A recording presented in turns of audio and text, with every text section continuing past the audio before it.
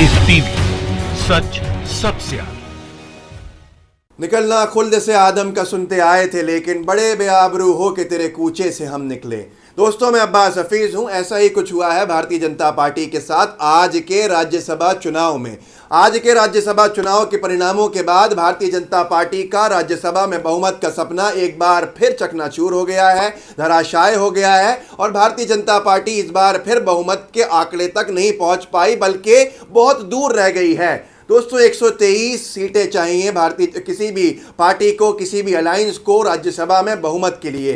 Bharatiya Janata party के पास आज के चुनाव के बाद भी कुल 83 सीटें आई हैं, जो बहुमत के आंकड़े से बहुत दूर है। 80 और 3 बहुमत के आंकड़े तक पहुंचने में नाकाम रही है भारतीय जनता पार्टी, और उसके दलों का, सहयोगी दलों का मिला के भी बहुमत का आंकड़ा छूने में खासे नाकाम है पूरा अलायंस ही। दोस्तों, आज 24 राज्यसभा सीटों पर चुनाव था। 10 सीटें जीतने में सफलता पाई है भारतीय जनता पार्टी ने, जबकि आधी से भी कम सीटें होती हैं ये भाजपा बाकी सारी सीटों पर सफलता नहीं पाई उसने, और कुल 24 में से 10 सीटें जीत पाई। इसके साथ ही उसका राज्यसभा का बहुमत का ख्वाब एक बार फिर चकनाचूर हो गया। दोस्तों, मैं आपको प्रदेश वाइज बताना चाहता हूं, प्रदेशवार किन किन प्रदेशों में कितनी कितनी सीटें किस पार्टी ने जीती। उससे पहले यह भी बहुत महत्वपूर्ण है कि इन 10 प्रदेशों में मणिपुर में क्या हुआ। जहां राज्यसभा के चुनाव थे, वहां लोकतंत्र की हत्या दिन दहाड़े भाजपा के विधायक जो स्पीकर हैं मणिपुर असेंबली के, उनके द्वारा करते हुए देखा गया,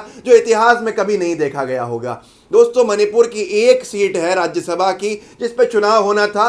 कांग्रेस के 7 एमएलएस को हाईकोर्ट ने विधानसभा परिसर में जाने से वर्जित कर दिया था, क्योंकि इन्होंने कांग्रेस को छोड़ने का कहा था, इस्तीफा दे दिया था। कांग्रेस पार्टी इनकी विधायकी के खिलाफ मणिपुर हाईकोर्ट गई थी कुछ वक्त पहले। वहां मणिपुर हाईकोर्ट ने यह फैसला दिया था कि ये 7 के 7 विधायक मणिपुर विधानसभा में दाखिल नहीं हो सकते हैं।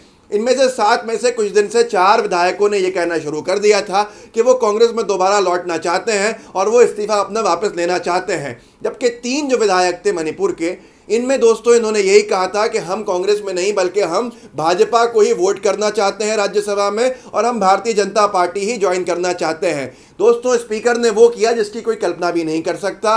जो 4 कांग्रेस में लौटना चाहते थे, उनको एंट्री उनकी प्रोहिबिटेड रखी, वर्जित रखी, उनको अंदर नहीं आने दिया, जबकि 3 विधायक जिनकी एंट्री को हाईकोर्ट मणिपुर ने बैन किया हुआ था, उनको उनके ये कहने पर कि वो भाजपा को ही वोट देंगे राज्यसभा में, विधानसभा अध्यक्ष ने उनको अनुमति दे दी और उन्होंने वोट किया। दोस्तों, आप सोच सकते हैं, कल्पना कर सकते हैं कि राज्यसभा के लिए भारतीय जनता पार्टी का स्तर कितना गिर सकता है, ये आप मणिपुर से अंदाजा लगा सकते हैं। तो मणिपुर की जो एक सीट थी वो भारतीय जनता पार्टी जीत गई। उसके बाद आते हैं मध्य प्रदेश में। मध्य प्रदेश के अंदर भारतीय जनता पार्टी 2 सीटें जीती राज्यसभा की और 1 सीट कांग्रेस पार्टी जीती। वहीं राजस्थान में गेम पूरा उल्टा था। राजस्थान में बड़े बड़े दावे भारतीय जनता पार्टी करती आ रही थी, लेकिन उस दावों को चकनाचूर होना पड़ा जब परिणाम आए। 2 सीटें कांग्रेस ने जीती राज्यसभा की राजस्थान में, और 1 सीट पे भारतीय जनता पार्टी सिमट के रह गई। यहां पर एक महत्वपूर्ण बात यह है कि भारतीय जनता पार्टी राजस्थान और मध्य प्रदेश में यह दावा करते हुए आ रही थी कि हमारे लिए कांग्रेस के विधायक क्रॉस वोट करेंगे, मतलब कांग्रेस के विधायक कुछ ऐसे हैं जो कांग्रेस को नहीं बल्कि भाजपा के कैंडिडेट को वोट डालेंगे। वहां उनके दावे खोखले निकले जब मध्य प्रदेश के 2 विधायकों ने दिग्विजय सिंह जी को वोट कर दिया, क्रॉस वोटिंग करके। वो भाजपा के विधायक थे। अब यहां कहा जा रहा है गलती से हो गया, जैसे भी हुआ, पर अंतरकला भारतीय जनता पार्टी में देखने को मिली। दोस्तों, गुजरात में भारतीय जनता पार्टी ने पूरे चुनाव को उलझा के रख दिया। कैसे? 2 सीटों के ऊपर भारतीय जनता पार्टी को जीत प्राप्त हो गई, विजय प्राप्त हो गई। 1 सीट कांग्रेस ने जीत ली। 4थी सीट पर टफ मुकाबला था, जिसमें भारतीय जनता पार्टी ने वो सारे हथकंडे अपनाए जीतने के लिए, लेकिन वो सीट फंस गई है। कई विधायकों के इस्तीफे भी कराए गए, क्रॉस वोटिंग की भी बातें सामने आ रही हैं, क्योंकि सीधे सीधे अपील में चले गई कांग्रेस के, इसके परिणाम होल्ड किए जाएं। तो अब भारतीय जनता पार्टी के पास 2 सीटें गुजरात के अंदर आई हैं और 1 सीट कांग्रेस के खाते में गई है, लेकिन 1 सीट पर संशय बना हुआ है, क्योंकि उसके रिजल्ट को रोक दिया है, क्योंकि सारी डिस्क्रिपेंसी जो वहां पर हुई थी उसके खिलाफ अपील की गई है। इसके साथ साथ राजस्थान में आपको बता चुका मैं, कर्नाटका में जो हुआ है वो ये हुआ है कि 2 सीटें भारतीय जनता पार्टी ने जीती हैं, 4 सीटें थी वहां पर, और 2 सीटें बराबरी के साथ जेडीएस और कांग्रेस जीतने में सफल रहा है। वहां पर पूर्व प्रधानमंत्री देवेगौड़ा जी भी वहां से गए हैं, मल्लिकार्जुन खड़गे जो कद्दावर नेता हैं कांग्रेस के, वो भी वहां से गए हैं। अब यहां पर पूरा का पूरा मामला साफ दिखता है कि कांग्रेस और बीजेपी यहां बराबर बराबर की स्थिति में है। जो बीजेपी कहती है कि हम ही सिर्फ अकेले हैं।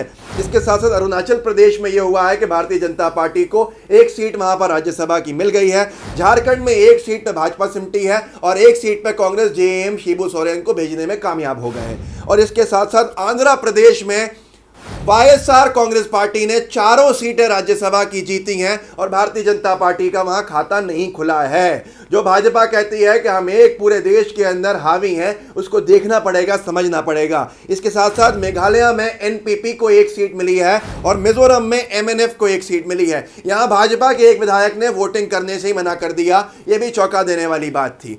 दोस्तों, अब सबसे महत्वपूर्ण यह है कि भारतीय जनता पार्टी इतनी कोशिशें क्यों करती है राज्यसभा के चुनाव जीतने के लिए। दोस्तों, राज्यसभा इसलिए महत्वपूर्ण है कि भाजपा जो अपने प्रोपेगेंडा के बिल लाना चाहती है वो लोकसभा से पास होकर राज्यसभा में रुक जाते हैं, क्योंकि राज्यसभा में बहुमत नहीं है, भाजपा के पास भी नहीं है और एनडीए के मिला के बहुमत नहीं होता है। 83 सीटों में भारतीय जनता पार्टी सिमटी हुई है।